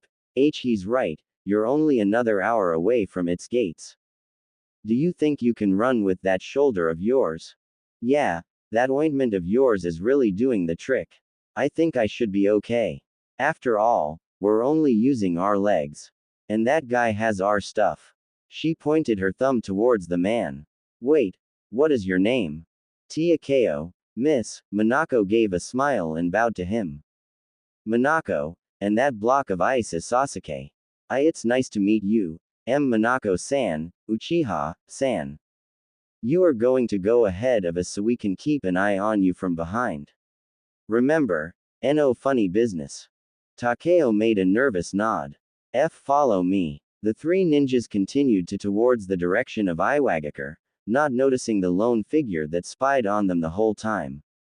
When Sasuke, Minako and Takeo got a room, Takeo placed their gear down on the ground and sat down on one of the available futons. Sasuke wrung a hand through his hair and was the first one to talk. The 2 of us will be going to the Tsuchikage's office to inform him of our arrival. You will stay here in this room until we get back. That is when we will send off our signal to also inform the Konoha spies of our arrival. Once we're all united, the 7 of us will begin to plan out our mission. Oh okay, Uchiha-san. The 2 began to head for the door, but Minako stopped for a bit and whispered into Sasuke's ear. How will we know he won't leave? I mean, it's not like an inn is on constant supervision or anything. Don't worry, he won't be leaving anytime soon. Distract him for a bit. Do anything to keep his attention away from me for a few moments. Okay, Takeo, can I ask you something? Oh okay, Minako-chan, what whoa, the moment Takeo turned around, he was presented with Minako's cleavage, centimeters away from his face. She was slightly bent over, resting her hands on her knees. Her half-top was loose, sliding down her arms as the white leotard she was wearing was exposed and showed her ample bosom with its low V-cut. Mi min mina mi. Minako shook her cleavage a bit. Eat it, Takeo, you wouldn't happen to know of any large mountains nearby, would you? I'm in desperate need to find some moss for a little project of mine. Sure, I can easily find it at a store, but they are so much better when they're fresh. Takeo had a nosebleed at the young girl's exposed chest and her overtly sexual hints. His face was turning red and he lost all common sense as his eyes and his mind were completely distracted. Sasuke rolled his eyes. How vulgar. He performed a few seals while Minako form was blocking Takeo's view from him. Ninpu. Nihon Shoujo no Jutsu, 1. Takeo felt a sudden jab in his chest and saw a flutter of white feathers swirling all around him. His thoughts were now getting hazy as his eyelids grew heavy. Within a few seconds, he collapsed onto his futon in a deep sleep. Was that the only thing you could think of? Even directing his attention outside would have been much easier. Well, you said anything, right? Minako made a playful pout while Sasuke sighed. Let's just not talk about it. He's out cold and we have somewhere to go. Sasuke vanished from the doorway. Hey, wait up. Welcome, honorable warriors of the great Tsunade of Konoha. It is quite the privilege to have the both of you with us. From their kneeling position on the floor, Sasuke and Minako raised their heads to look at the one who had spoken to them. We humble ourselves before you, Tsuchikage. Arise. They did as they were told and stood upright in a military fashion. The three of them began to talk about the mission assigned to them from Tsunade while the few Junin and Anbu guards stood by and listened. So you two have been sent to not only retrieve the stolen scrolls but to also investigate the rumors surrounding Takatori and the medical murders. But you two are still young. That may be the case, but I'm an Anbu member and she is a Chunin. She's also a new medic nin under Tsunade, so we're not your average team of two. In all honesty, we aren't exactly the only ones assigned to this mission. There are others with you. Stationed around Iwagakure, yes, there are 5 of them. Totaling your team up to 7 members. That is correct. The Tsuchikage nodded and continued. We do not have much to offer you two, but if you require any of our ninjas for your mission or any of our available services, please don't hesitate to ask. Save your warriors for your country. We are strictly here on Konoha business and plan to fulfill our duties thoroughly. Such words, as expected from the noble Uchiha clan. Very well, I wish you two the best of luck. We will pray for your safety. Many thanks. Minako nodded with Sasuke as the both of them left the Tsuchikage's audience chamber and exited through its large doors. Will they be alright, Tsuchikage-sama? I am still uncertain. Although I do not doubt their skills, Takatori is notorious for murder by ambushes regardless of how young or experienced his victims are. Send 3 of your troop members to watch over them once they execute their mission. They may be Konoha ninjas, but in my eyes, they're still only children. Understood. The Anbu guard vanished. When Sasuke and Minako reached their room, Sasuke spoke up. You were certainly quiet in there. Yeah, sorry. I actually really didn't know what to say. Even though you told me about our mission, you know more about it than I do, so I thought it was best for you to do all the talking. I could hardly breathe in there. Was it just nerves or something else? How come no one else in the room looked uncomfortable? Sasuke raised an eyebrow but didn't press on any further. I'll go send off the signal to inform the others that we're ready.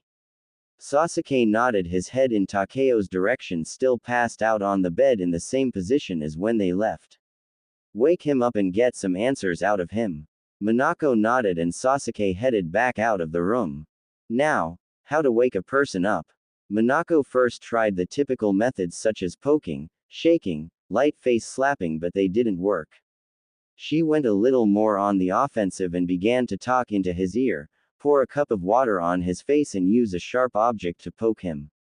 Still it didn't work. Finally, she decided to use the ultimate method. She gave him a hefty punch to his stomach. OOOF. Finally. That got you up. Am I Minako-chan? Now, be a nice little hostage and cooperate. We're going to play a little game of, tell me or die, okay?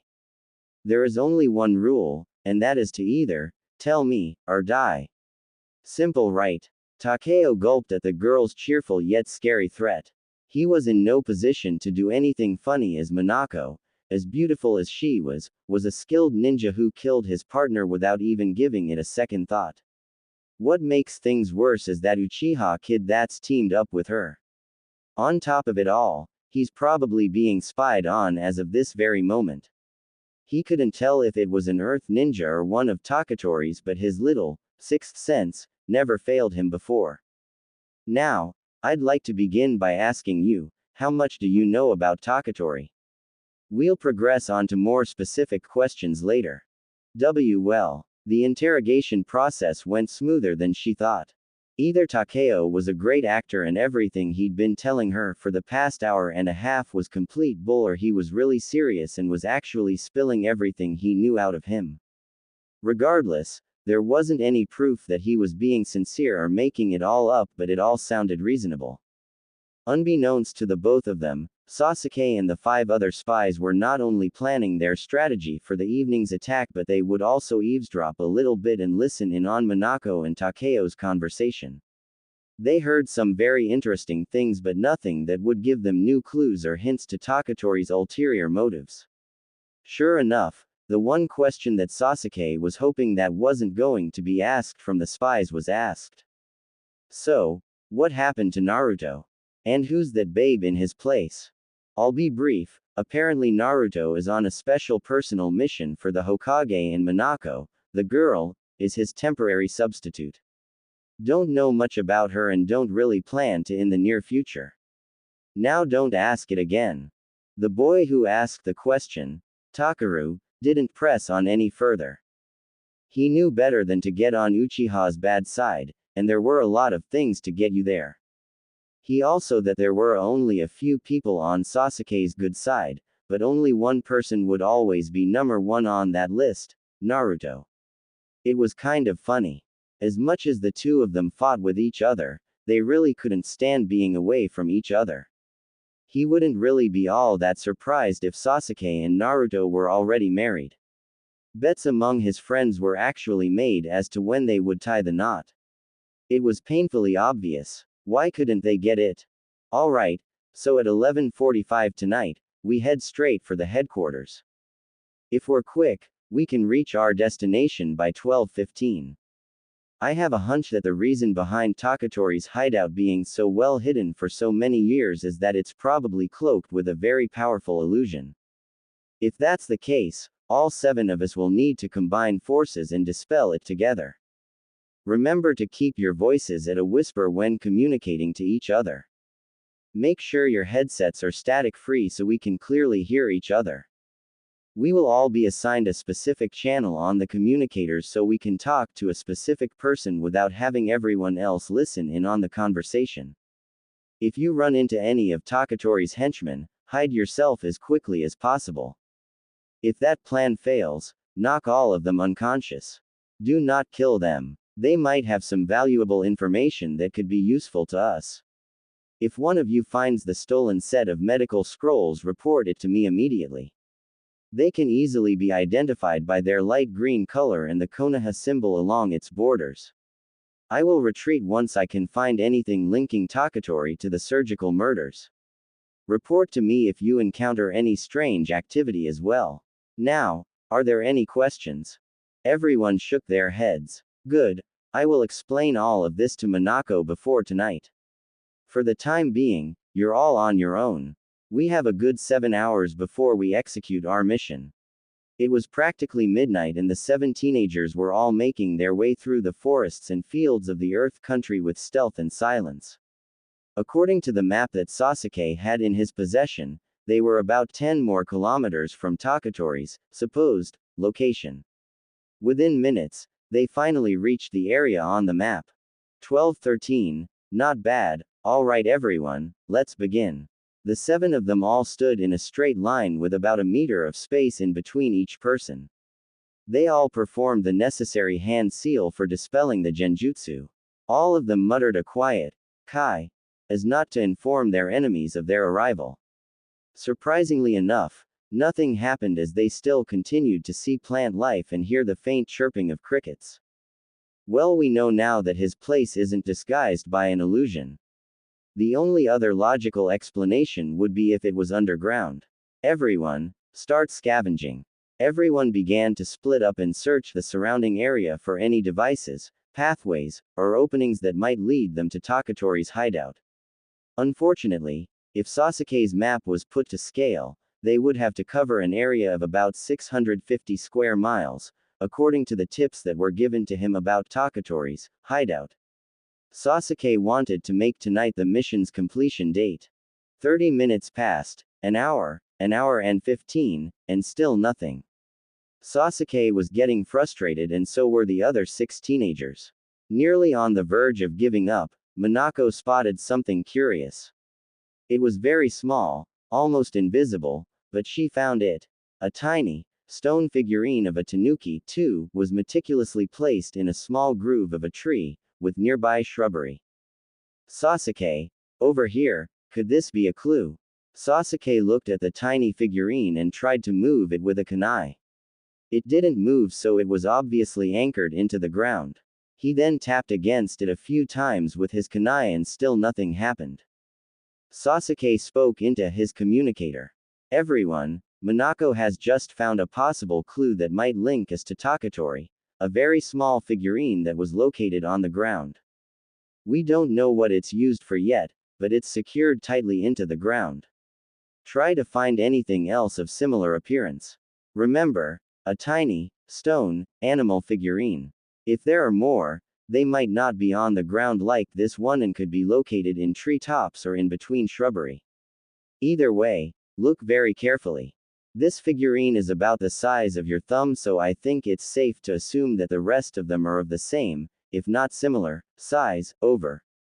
Minako, you stay right here so we know where this figurine will be. Be on the alert, just in case you encounter enemy troops. We'll keep in contact if we find anything else. Minako nodded as she watched Sasuke leave from sight. Surprisingly enough, only 5 minutes later, one of the girls and one of the guys, Ayaka and Shingo, had located something each. Kitagawa Ayaka, I found a small figurine of a cat with 2 tails in the trunk of a tree. Hisabi Shingo, just found a figurine of a turtle, shark creature with 3 tails at the shore of a small creek. Sasuke here, it seems as though that the 3 that have been found coincidentally bear a resemblance to the 9 bijus of the world. Minako has the 1-tailed tanuki, which is most likely Shukaku, Ayaka with Nekomata the 2-tailed cat, and Shingo with Kappa the 3-tailed water creature. If this pattern is correct, then search for the remaining 6. We all know what they should look like, and judging from the recently discovered ones, their locations should be similar to their natural environments if they were regular animals. Ayaka, Shingo, stay in your locations like Minako. The other 3, including myself, will try to find the rest. Over. It took slightly longer this time, around half an hour, but 4 more figurines were found. Yasunori Keiko reporting, found a strange 4-tailed figurine that looks like rooster-snake hybrid in the branches of a tree. Takahashi Takaru, found the head of a dog figurine buried in the ground. After digging around it for a bit, I also found it has 5 tails. Hyuga Neji, found a figurine of a 6-tailed wolf in an area with slightly sandy soil. Uchiha Sasuke, found a figurine of a 7-tailed bird at the foot of a small rock formation. Hyuga Neji, some distance away from the wolf figurine, I can see an 8-tailed serpent underneath the roots of a tree. 1 more to go, before Sasuke was able to give out orders to Neji to find the final figurine. He was interrupted. Honda Minako, I think I may have found the last one. Minako, I told you not to leave your spot. Don't worry, I made a Bunshin clone where I found the tanuki. In all honesty, I'm not that far from my original location. It was fairly well hidden, but I found the figurine of what looks like a fox in a small earth hole behind a tree. Alright then, now that we found all 9 of them, the real problem here is uncovering what each of them can do. Neji, use your Byakugan to see if there's anything beneath the surface of the one that you found. Roger. Byakugan. Neji sighed in disappointment. Unfortunately, the statue that I found appears to be nothing more than a statue. Unless there's something blocking my Byakugan from seeing underneath the ground, it's just a useless object. Damn, okay, I have another idea. Scout for the closest team member and look at their figurine. Okay, Neji sighed again. The 2 closest to me are Shingo and Keiko, and the both of them also seem to have found useless objects. After a bit more searching, Neji's eyes landed on Minako.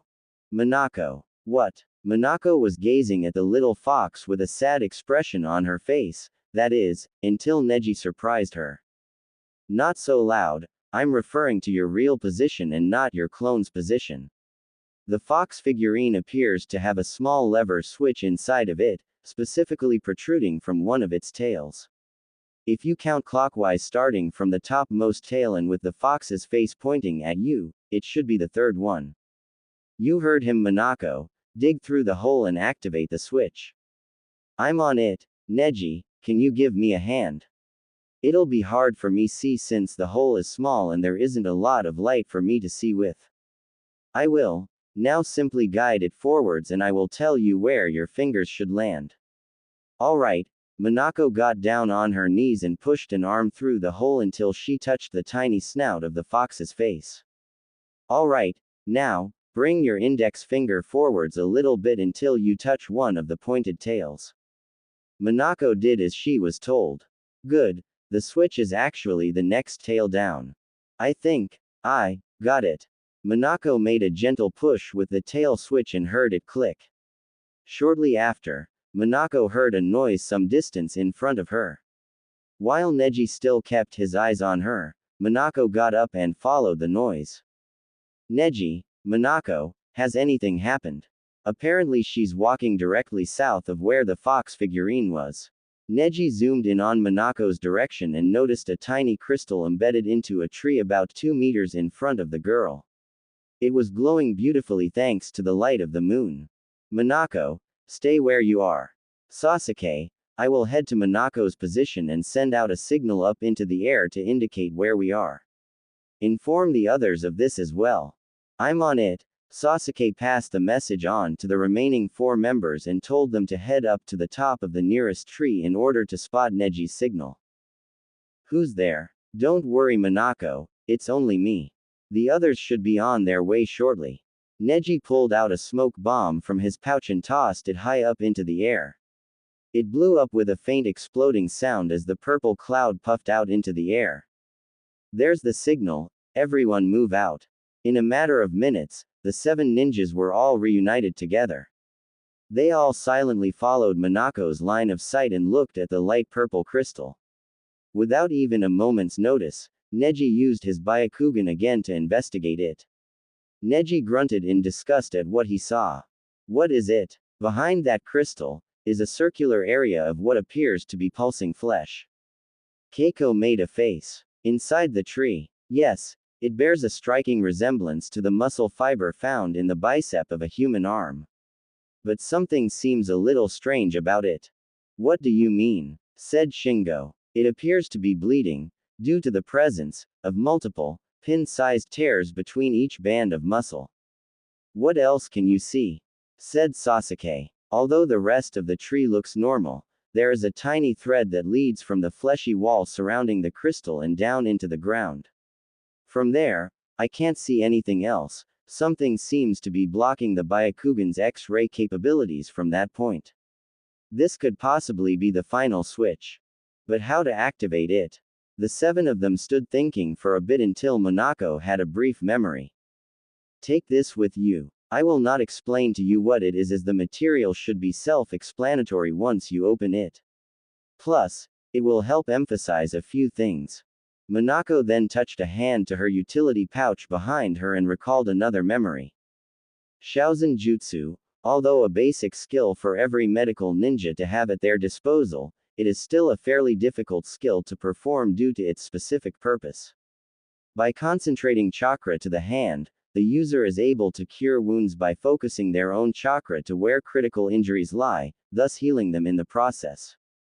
Without talking to anyone, Minako stepped forward towards the tree and began to scale the trunk. It brought back some nostalgic memories involving a seemingly endless night with Sasuke, with the both of them competing against one another to see who could scale their tree before morning. Quite the memorable experience it was. No one said anything as they all watched the blonde girl make her way towards the crystal. Once she was close enough, she performed a few hand seals and her hands began to glow a light green color. She then placed her hands over the crystal as the green chakra began to flow towards it. Remarkable, from what I can see, Minako's medical jutsu is healing the wounded flesh. Everyone looked in surprise at Neji's explanation. When Minako finished, she gracefully flipped off the tree and to the side. The ground in front of the tree began to disappear as it revealed a hidden staircase. Although everyone's eyes were slightly widened in surprise, Sasuke had a small smirk on his face. We've found it. Excellent job, Minako. We may be a little bit behind schedule due to the amount of time spent searching for this damn entrance, but that doesn't really matter now. Once we're inside, everyone split up and recall our plan. Remember to keep in contact with everyone if you find anything or detect something suspicious. Move out. With one final nod, the 7 ninjas proceeded down the stairs and into Takatori's lair. Another fork, you take up and I'll take down. Ayaka nodded towards the blonde-haired girl and headed down the stairs. She eventually came across a small enclosed hallway with 3 rooms on each of the walls. She went into the left one and came across what looked like a shuriken training room, very spacious, with only 3 wooden targets and 3 straw target dolls as the only room's decorations. Even though it was empty, she pressed on forwards just to be sure. Ever so slowly she took one step at a time while scanning the ground for any cleverly disguised traps or triggers. She reached the targets with no surprises and began her investigation on all 6 of them. Well, that was a waste of time. She walked out of the training room with an annoyed expression on her face. However, she heard the sound of something opening up. She was close to the door until a huge log came swinging down towards her. She backflipped out of the door and got down flat on the ground. She watched as the vines holding up the log tore off, and flung it towards the door of the other room behind her, smashing it to pieces. Her heart was pounding a little bit, but she regained her composure and stood up, making her way to the room that had just been revealed to her. It turns out that it was simply another training room, identical to the one she just left. She didn't even bother to check it and moved on to the last room, directly opposite from the stairs. Inside, she uncovered a fairly large room, crowded with mantles of weapons and shelves of books. She was slightly mesmerized by wide selection of weapons ranging from bow staves to whips. Finally diverting her attention away from the pretty weapons and decorative wall scrolls, she headed for the nearest bookshelf and began to investigate. Many of the books had no titles on their covers nor their spines, but the few that did had very interesting titles, such as The Philosophy of Chakra, Beasts of the World, and The Basic Weapons. Finding nothing on the right wall, she moved to the left wall. Things got really interesting here. She found books on various fighting techniques, uses of weaponry, and even a tiny medical section that heavily based its material on pharmaceutical therapy. Although it was cool to look at the books, she was at a dead end and still nothing could be located.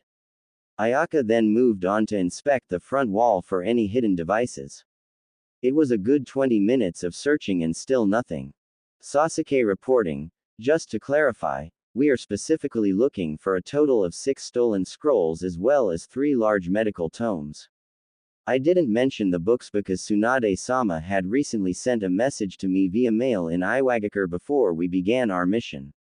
It seems as though those 3 tomes are of even greater importance than the scrolls, but all of them still need to be recovered. According to Tsunade-sama, the tomes are a dark brown color with gold embroidered sides. Over. Ayaka continued to search until she touched a tiny switch in one of the wall tapestries. To her left, a small section of books flipped around to reveal a small box. When she opened it, she was greeted by a nice little surprise as a puff of gas flew right into her face. Luckily for her, she was wearing a special air filtration mask that was invented by her father some time ago.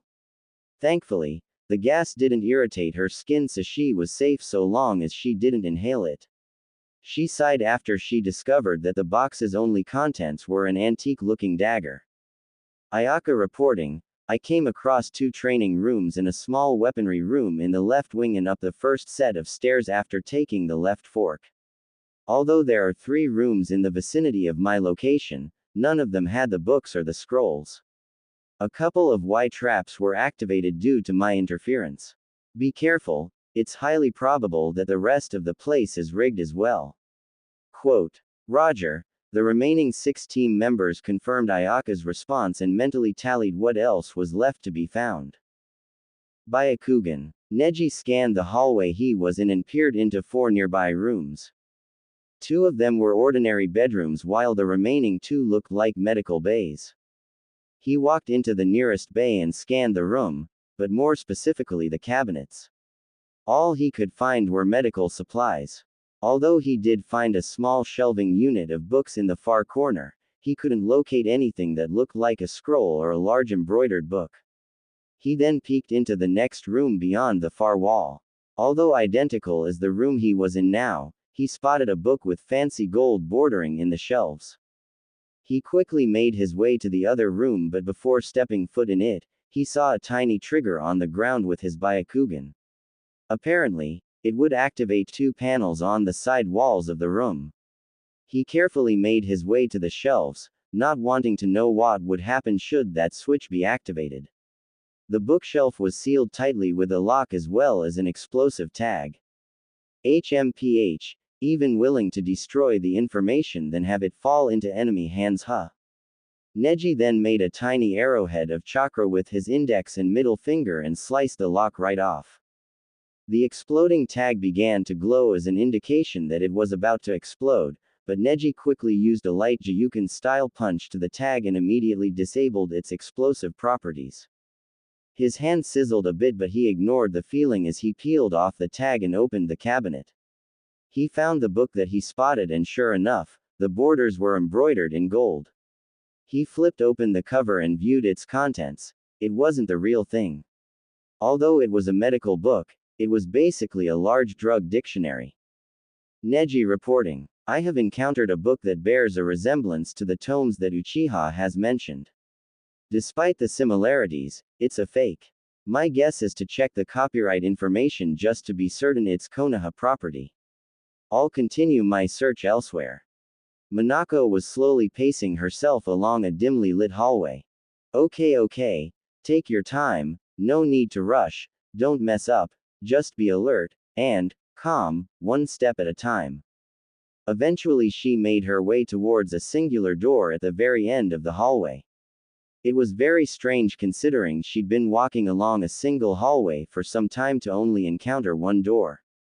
As carefully as she could, she turned the knob and pushed it open. What she found was a staircase leading down. You've got to be kidding me. Like the hallway, she made her way down carefully. Although she didn't really have any special devices or body enhancements to detect any hidden traps with ease, she trusted her instincts and her sixth sense, for lack of a better word. It was odd, although the underground lair looked like a traditional Edo period home, the stairs were made completely out of stone, with a few lanterns on the walls to give it an eerie glow. Once she reached the bottom, she pushed open the wooden door and surprisingly found herself in an incredibly large room. Just how far down underground does this place go? She walked over to the railing a few feet in front of her and noticed the reason behind its immense size. It was a training arena. The structure and design was practically identical to the arena used to host the preliminary Chunin exams, but instead of the large hand seal at the back of the room, a large and beautiful statue was there in its place. Along the walls were countless rows of weapons. A few of them were mounted as well. Minako made her way to the railing, jumped off and gracefully landed into the heart of the arena. When she glanced at the statue, it gave her a strange pull, as if it was tempting her to approach it. Upon closer inspection, the very large statue, it didn't look all that big from her original place, was made entirely out of crystal. The design was a beautiful woman, elegantly, yet morbidly, wrapped in thorny vines, surrounded on all sides by strangely realistic shrubbery and flora. She touched a nearby iris flower and to her surprise, it was definitely real. But how could a healthy flower such as this grow in the middle of a concrete area with very little abundance of light? She looked back up at the statue and gazed into its transparent eyes. They were hypnotic, and yet they were sending shivers down her spine. Minako-san. She was startled at the voice and whipped her head around. From the entrance where she came from were the other two females, Keiko and Ayaka. You guys scared me there for a moment. What are you two doing here? I actually decided to meet up with Keiko first because the path that I took only had 3 rooms and no other conjoining hallways. I was a little pissed considering all I happened to run across was a single door that leads into a bathhouse. There wasn't even a hint of scented bath salts to even make it smell pleasant. Minako and Ayaka laughed at Keiko. She could be so self-centered, regardless of what the situation was. So what's this? The other two girls look at the statue that they caught their blonde companion staring at only moments ago. Freeze where you are. The three girls all turn.